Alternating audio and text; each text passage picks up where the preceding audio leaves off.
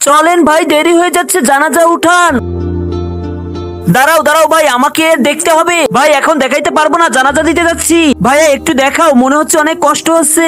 আচ্ছা ঠিক আছে, দেখাচ্ছি, দেখো। আমার সেই জমির কাগজ কই, যেটা তুমি চুরি করে নিয়েছিলে? আরে ওর কাছ থেকে কেড়ে নে জমির কাগজ, যা এখান থেকে।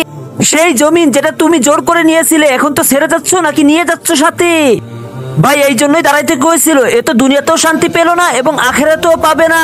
আরে ভাই কি জীবন গড়েছিলে, জীবন তো এমন গড়া উচিত ছিল যাতে মানুষ তোমাকে আফসোস করবে যে আমাদের ভিতর থেকে একজন চলে গেল, মানুষ আফসোস করে বলতো যে আমাদের ভিতর থেকে একজন খাবার দেনেওয়ালা চলে গেল। তার আগে তুমিও যদি চাও তোমার মা 100 বছর বেঁচে থাকুক, তাহলে ভিডিওতে লাইক করে চ্যানেলটি সাবস্ক্রাইব করে দাও। আর লাইক সাবস্ক্রাইব তারাই করবে যারা মাকে মন থেকে ভালোবাসে। ভাই তুমি যেটা করে গিয়েছো, আমার জায়গা জমি দলিল সবকিছু নিয়ে গিয়েছো, আমি এতে কোনো মনে কিছু করি না, কিন্তু তুমি জীবনটাকে যেভাবে চালিয়ে নিয়ে গিয়েছো এটা তোমার জন্য এখন জাহান্নাম। আমার নাই জমিটা নিয়েছিল, একটু কষ্ট পেয়েছিলাম, কিন্তু এটা আমার কিছুই হবে না, কিন্তু এখন তোমার জন্য আফসোস হচ্ছে, তোমার কি হবে?